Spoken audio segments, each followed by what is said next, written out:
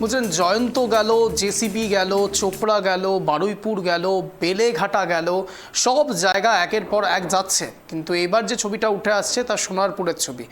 নয়া নয়া বলা যেতে পারে বাহুবলী। কেন বলছি? নাম তার জামাল, করেছে নানান রকম কামাল। কি কামাল দেখুন। গৃহবধূকে শিকলে বেঁধে অত্যাচার, এখনও অধরা দক্ষিণ চব্বিশ পরগনা জেলা তৃণমূলের প্রভাবশালী নেতা জামাল সর্দার। সোনারপুর কাণ্ডের প্রকাশ্যে জামালের নয়া কীর্তি। সামনে এসেছে এক গৃহবধূকে মারধরের ঘটনার অভিযোগ। সোনারপুরে এক মহিলা তার স্বামীকে সারা রাত শিকলে বেঁধে মারধরের অভিযোগ। আই রিপিট, সোনারপুরে এক মহিলা ও তার স্বামীকে সারা রাত শিকলে বেঁধে মারধরের অভিযোগ। স্বামীকে বাঁচাতে জামালের হাতে পায়ে ধরলেও রেহাই মেলেনি বলেই অভিযোগ। অন্যদিকে আজ সোনারপুরে বিধায়িকা লাভলি মৈত্রর অফিসে গিয়ে তার সঙ্গে দেখা করেন অপর এক নির্যাতিত মহিলার সঙ্গে কথা বলে অভিযুক্ত জামালকে গ্রেপ্তার করা হবে এবং আইনের পথে চলবে বলে স্পষ্ট জানিয়ে দিয়েছিলেন লাভলি মৈত্র। পাশাপাশি বিধায়িকার দাবি, জামালের সঙ্গে তৃণমূলের কোনো যোগ নেই। এই যোগসাজশটা বড্ড ভালো লাগে, বুঝলেন। তার কারণ কখনো কখনো এই ব্যাপারটা দেখা যায় যে যখনই কোনো নেতা সবার সামনে চলে আসেন যে সত্যিই কোনো কাজ করে ফেলেছেন, দুষ্কৃতিপরায়ণ কোনো কাজ, তখনই দেখা যাবে যে সেই জায়গা থেকে একটা ডিস্টেন্স মেনটেন করতে শুরু করে সেই পার্টির লোকেরা। শুধু তৃণমূল বলে নয়, কখনো বিজেপি, কখনো কংগ্রেস, কখনো সিপিআইএম। এই রাজনীতিক ধারাবাহিকতা অত্যন্ত ইম্পর্ট্যান্ট। আর এই জায়গাতেই আমাদের এই বিষয়ে আরও বিস্তারিত জানাবে আমাদের সঙ্গে আমাদের প্রতিনিধি জুড়ে রয়েছে ফোন কলে গোপাল শীল। গোপাল, একটা বিষয় একটু জানার চেষ্টা করছি। শুধুমাত্র সোনারপুর বলে তো বিষয় নয়, এর আগে চোপড়াও দেখা গিয়েছে, বেলঘড়িয়াতেও দেখা গিয়েছে, বিভিন্ন জায়গায় কখনো জেসিবি, কখনো জয়ন্ত সিং, এবার নতুন করে জামাল।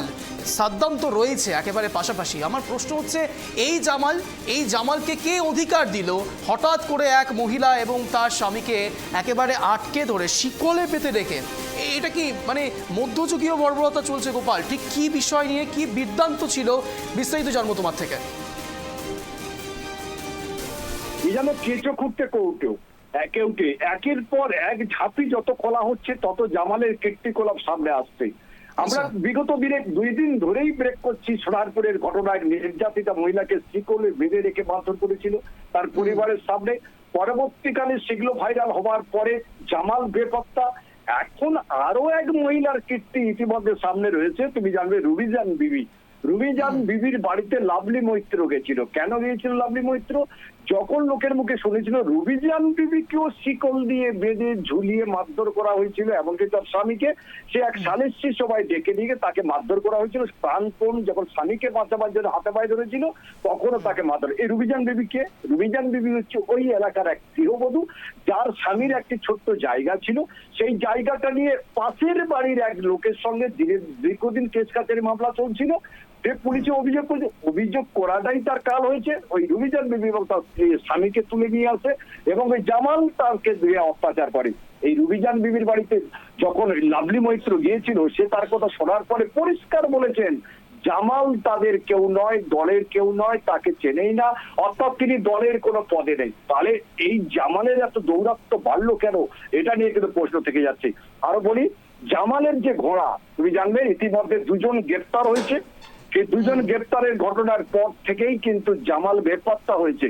তাদেরকে ইতিমধ্যে পুলিশ কাস্টডিতে নিয়ে চেষ্টা করা হচ্ছে জামালকে। গোপাল, এই জামালটা কে? এই জামাল কে, মানে ইনি কে? কখনো আমরা শুনেছি সন্দেশকারীতে শেখ শাহজাহানের মতো বাদশাহ রয়েছেন, জেসিবির মতো এত বড় বাঘা নেতা রয়েছেন চোপড়াতে। এই জামালের রাজনৈতিক পরিচয় বা ব্যক্তিগত পরিচয়টা এক্স্যাক্টলি কি?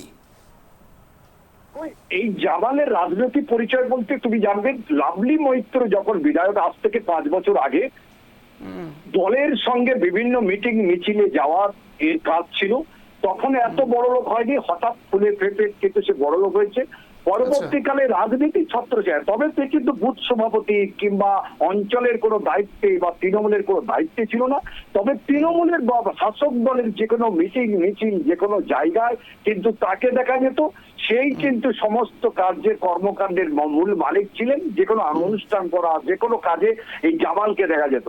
এই জামাল কিন্তু এবার কামাল করেছে। তোমার ভাষায় যদি বলি, জামাল কিন্তু এখনো পর্যন্ত যেসব মানুষের উপর অত্যাচার চালিয়েছে সেই সব মানুষগুলো এখন মিডিয়ার সামনে এসে মুখ খুলতে এলেছে। যেমন 2 দিন ধরেই আমরা প্রচার করছিলাম এক গৃহবধূর কথা। এখন একদম অল্প বয়সে গৃহবধূ তিনি কিন্তু প্রকাশ্যে লাভলি মৈত্রের কাছে কমপ্লেন করলেন। এমনকি বলেছেন স্থানীয় পঞ্চায়েতের কাছে গিয়ে অভিযোগ করেছিলেন, শাসক দলের পঞ্চায়েতের কাছে জামালের বিরুদ্ধে অভিযোগ শুনতে চায়নি ওই পঞ্চায়েত সদস্য। তাহলে এখান থেকে তো পরিষ্কার হচ্ছে, একদম পরিষ্কার হচ্ছে শাসক দলের সঙ্গে জামালের একটা সম্পর্ক রয়েছে, এবং সেই সম্পর্কটা এত দূর গড়িয়েছে এবং যেহেতু শাসক দলের ছত্রছায়া ছিল সেহেতু সে সাহস পেয়েছে, এত সাম্রাজ্যের মালিক রয়েছে, সেই সাম্রাজ্যের মালিক থেকে সে এগুলো করেছে। গোপাল, পুলিশ প্রশাসনের ভূমিকা ঠিক কি এই জায়গাতে? দেখো, পুলিশ প্রশাসনের ভূমিকা যেখানে একদম সোনারপুরের মতো জায়গা, তুমি কলকাতা বলতে পারো, একদম সোনারপুর, গড়িয়ার পাশেই সোনারপুর। গোপাল সঙ্গে থাকো, যে ছবিটা আপনারা ইতিমধ্যে দেখতে পাচ্ছেন লাভলি মৈত্র ছবি, বিধায়িকা লাভলি মৈত্র, এবং তিনি সরাসরি একেবারে নির্যাতিতার বাড়িতে গেলেন এবং বাড়িতে গিয়ে তিনি কথা বলছেন। যে ছবিটা আপনাদেরকে ব্লার করে দেখাতে হচ্ছে তার কারণ আমাদের সংবাদ মাধ্যমে কিছু বাইন্ডিংস থাকে, সেই বাইন্ডিংস অনুসারে আপনাদেরকে ব্লারভাবে বিষয়টা দেখাচ্ছি, কিন্তু যে ছবিটা উঠে আসছে সেই ছবিটা অত্যন্ত গুরুত্বপূর্ণ। তার কারণ একের পর এক ধারাবাহিকভাবে বাংলার বিভিন্ন প্রান্তে কখনো জেসিপি, কখনো সন্দেশখালীর বেতাজ বাদশাহ, কখনো বা একেবারে বেলঘড়িয়ার, কখনো বা একের পর এক জয়ন্ত সিং থেকে শুরু করে বিভিন্ন লোকেরা পর ব্যাক টু ব্যাক বেরিয়ে আসছে এই বাংলা থেকে। প্রশ্ন উঠছে, এনারা একদিনে কি এই আধিপত্য বিস্তার করেছে? এনারা একদিনে কি এত সাম্রাজ্য তৈরি করেছে? প্রশ্ন নানান রকম উঠছে, জানার চেষ্টা করছি আমরা, কিন্তু অদ্ভুতভাবে এই বিষয়গুলো বারবার সামনে আসা সত্ত্বেও পুলিশ প্রশাসনের ভূমিকা নিয়ে বড়সড় প্রশ্ন ওঠে। তার কারণ এটা তো তৃণমূলের ভেতরে রাজনৈতিক বাতাবরণ একটা তৈরি করবার চেষ্টা করছে, তারা নিজেদের মতো করে ড্যামেজ কন্ট্রোল করছে, কিন্তু পুলিশ প্রশাসনের ভূমিকা ঠিক কি? দুদিন ধরে একজন স্বামী এবং তার স্ত্রীকে এইভাবে ব্যারিকেড দিয়ে, বলা যেতে পারে শেকল বেঁধে তাদেরকে অত্যাচার করা হচ্ছে, নির্যাতন করা হচ্ছে, আর পুলিশ প্রশাসনের কাছে কোনো খবর নেই। কি করে এটা হতে পারে? প্রশ্ন উঠছে পুলিশ প্রশাসনের ভূমিকা নিয়ে। আবারও গোপালের কাছে যাব, কিন্তু তার আগে এই বিষয়ে কি বক্তব্য পেশ করেছেন তারা একবার শোনাই, তারপর গোপালের কাছে আসছি, শুনুন। জামাল কি তোমাকেও মারধর করেছিল? হ্যাঁ, কবে? এই 1 থেকে 1.5 মাস হচ্ছে। কি হয়েছিল? আমাদের বাড়ি ঝড় হচ্ছিল, আমার মামা শ্বশুরকে জানিয়েছে, ও এসে তুলে নিয়ে গেছে, 6-7 জন এসে তুলে নিয়ে গেছিল। আমাকেও মারধর করেছে, আমার বরকেও ধরে পিটেছিল। কিভাবে মারধর করেছিল তোমাকে? শেকল দিয়ে ওকে পিটেছিল, আমাকে বাকাত দিয়ে পিটেছিল। শিকল দিয়ে কি করেছিল? বেঁধে রেখেছিল? হ্যাঁ, শেকল দিয়ে বেঁধে উপরে টাঙিয়ে মেরেছিল। উপরে টাঙিয়ে বলতে? উপরে টাঙিয়ে মানে এসের ভেতর দিয়ে টাঙিয়ে মেরেছিল। কোথায় এস দিয়ে টাঙিয়েছিল? ওপরে। কোথায় সেটা? যেটা পাকার যে উপরে যে ডাংটা থাকে ওর উপরে। সেটা কোথায়? জামালের বাড়িতে? জামালের বাড়িতে। কতক্ষণ ধরে এটা চলেছিল? ওটা এরকম আজকে সন্ধ্যেবেলায় নিয়ে গেছে, কাল সকাল পর্যন্ত চলেছে। তুমি ছিলে সঙ্গে? আমি ছিলাম, তারপরে আমি বললাম ছেড়ে দেওয়ার পরে আমাকেও আটকে রেখে দিয়েছিল। হ্যাঁ। আমি আটকে রেখে তারপরে আমাকেও মারধর করেছিল। আমি প্রতিবাদ করছিলাম বলে আমাকেও মারধর করেছিল। আচ্ছা, মানে এই যে সারাক্ষণ কি, মানে এই যে যেদিন নিয়ে গেল তারপরের দিন সকাল পর্যন্ত তুমি কি তোমার বরের সঙ্গেই ছিলে? হ্যাঁ। না, কোনো রাজনীতি বিষয় না, এটা আমাদের বাড়ি ব্যাপারের বিষয়। হ্যাঁ। এটা আমার ছেলের সাথে মানে এর গন্ডগোল হয়েছিল বলে আমরা এই নিয়ে জামালকে বলেছিলাম, জামাল আমাদের অতিরিক্তভাবে মারধর করে, আমরা চাইছি জামাল শাস্তি পাক। আমরা কোনো পার্টি নেতা নিয়ে কোনো নাড়াচাড়া করছি না। হ্যাঁ, এবার যদি বলো যে তোমরা তাহলে ওই এতে গিয়েছো কেন, আমরা সহদেবকে বারবার করে জানিয়েছি। সহদেব হলো আমাদের এই তৃণমূলের একটা সদস্য, ওনাকে বারবার করে জানিয়েছি, উনি কোনো করছিল না, যার কারণে আমি না কোনো পেয়ে আমি হচ্ছে করে সুমিরের কাছে গিয়ে আমি নিজেই হচ্ছে করে ওকে হাতে পায়ে ধরে বলি যে আমার একটা মানে জামালের বিরুদ্ধে একটা যাতে কোনো কড়া স্টেপ নেওয়া যায় সেটা যেন তোমরা দেখো। এতে যে কোনো রাজনীতি, কোনো পার্টি এর সামনে কোনো নেই আমার। তাহলে আমি ওনাদেরকে জানিয়েছিলাম বলে এসছে। আচ্ছা, আমি ওনাদেরকে এই ব্যাপারে জানিয়েছিলাম যে যাতে আমি যেন কড়াকড়িভাবে ও একটা শাস্তি পায়, সেই হিসেবে আমি ওনাদেরকে জানিয়েছিলাম যে এই কোনো রাজনীতি ব্যাপার, কোনো পার্টির ব্যাপার এই সামনে ব্যাপার নেই। ব্যাপার হলো আমাদের বাড়ি ব্যাপারে। আর জামাল অতিরিক্তভাবে আমার মারধর করেছে, থানা প্রশাসন কোনো নিচ্ছিল না বলে আমি সেই কারণে ওখানে জানি।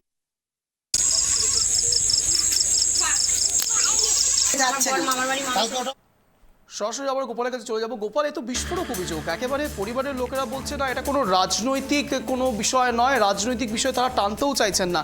আমার এখানে প্রশ্ন দুটো রয়েছে গোপাল, তুমি একটু দর্শকদের উদ্দেশ্যে জানাও।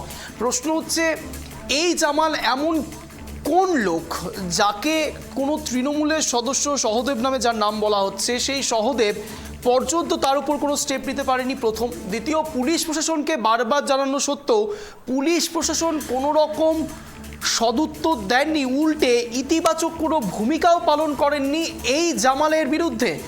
এখন এই মুহূর্তে দাঁড়িয়ে সাধারণভাবে তারা যা পরিবার যা দাবি করছে, তারা এটাকে রাজনৈতিক স্তরে নিয়ে যেতে চাইছে না, জামালের বিরুদ্ধে স্টেপ চাইছে। অগ্নিমিত্রা পালকেও তারা ডেকেছে বলছে, অর্থাৎ রাজনৈতিক কোনো পরিকাঠামো নয়, সরাসরি জামালের সঙ্গে পার্সোনাল সম্পর্ক। এবার সেই জায়গাতে জামাল এমন কোন লোক যাকে কেউ কোনো রকমভাবে ঘেরাটোপে আনতে পারছে না? এখন তোমাকে বলি, জামাল নিশ্চয়ই এমন একজন ব্যক্তি। জামালের পরিচয়টা তোমাকে বলেছি, মাত্র 5 বছর আগে সাধারণভাবে জীবনযাপন করতেন। এখন 50টি সিসিটিভি ফুটেজে, বিলাসবহুল বাড়ি রয়েছে, এমনকি তার যে সুইমিং পুল রয়েছে তার বাড়িতে, সেখানে একদম প্রশাসনের নাকের ডোগায় একটা পুকুরে সে একটি কচ্ছপ রেখেছেন, যে কচ্ছপ আইন বিরুদ্ধ বলে তুমি জানো, এবং বড় মাপের কচ্ছপ সে সেখানে সুইমিং পুলের মধ্যে রেখে দিয়েছেন। তাহলে এখান থেকে তো পরিষ্কার নিশ্চয়ই জামালের কোনো দাদা করেছে ছিল, তার জামালের মাথার উপরে নিশ্চয়ই কোনো রাজনৈতিক ছত্রছায়া রয়েছে। এবং যার ছত্রছায়া, বিরোধীদের কথা বললে তো হবে না, বিরোধীদের কথা বললে যখন বলবে তখন কিন্তু ওরা ওইভাবে জামাল থাকতেই পারতো না। নিশ্চয়ই শাসক দলের কোনো ছত্রছায়া রয়েছে বলে মনে করা হচ্ছে, কারণ জামালের বিরুদ্ধে যখন পঞ্চায়েত সদস্যের কাছে অভিযোগ করতে যাওয়া হচ্ছে, তিনি নিচ্ছেন না ফিরিয়ে দিচ্ছেন, তাহলে জামালের কাছে কোনো একদম কন্টিনিউ তাই। হ্যাঁ, সেই জামাল কিন্তু ইতিমধ্যে দেখা যাচ্ছে যে ব্যক্তিত্ব রয়েছে উনি রাজনৈতিক ছত্রছায়ার মধ্যেই রয়েছেন। এবং সেই জামালের উদ্দেশ্যে ইতিমধ্যে এলাকার যে লাভলি মৈত্র যে কথা বলেছে, তিনি পরিষ্কার বলেছেন জামাল কোনো পদে নেই, তিনি আমাদের দলের কেউ নয়। দলের যদি কেউ না হয়, এটা বিরোধীদের প্রশ্ন বারবার ধরে, তাহলে কেন আপনি জামালের হয়ে কথা শোনার জন্য এসেছেন এবং কেন এলাকার মানুষজনে যাচ্ছেন? ওই এলাকায় যারা নির্যাতিতা মহিলা, তারা বাধ্য হয়ে অগ্নিমিত্রা পলের কাছে গিয়েছে, তারা কিন্তু পরিষ্কার বলেছে, যখন তৃণমূলের কাছে কোনো সুযোগ সুবিধা পাচ্ছে না, পঞ্চায়েত কোনো অভিযোগ নিচ্ছে না, তখন কিন্তু বাধ্য হয়ে তারা বিজেপিকে জানাতে।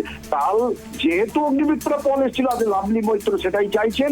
তিনি চাইছেন এলাকার যারা এই ব্যক্তিগুলো, যারা নির্যাতিত লোকজন রয়েছে, তাদের পাশে দাঁড়াতে। কজনের পাশে দাঁড়াবে? এ তো কেঁচো করতে কেউটে একের পর এক বৃদ্ধ যারা তার জায়গা দখল করে নেওয়া হয়েছে, এক মহিলা যারা নির্যাতিত, সাহস পাচ্ছিল না মানুষ এই জামালের বিরুদ্ধে কথা বলার। এখন যেহেতু জামাল বেপত্তা হয়েছে, প্রশাসনের বিরুদ্ধে গেছে, তখন কিন্তু একের পর এক তারা মুখ খুলতে শুরু করেছে।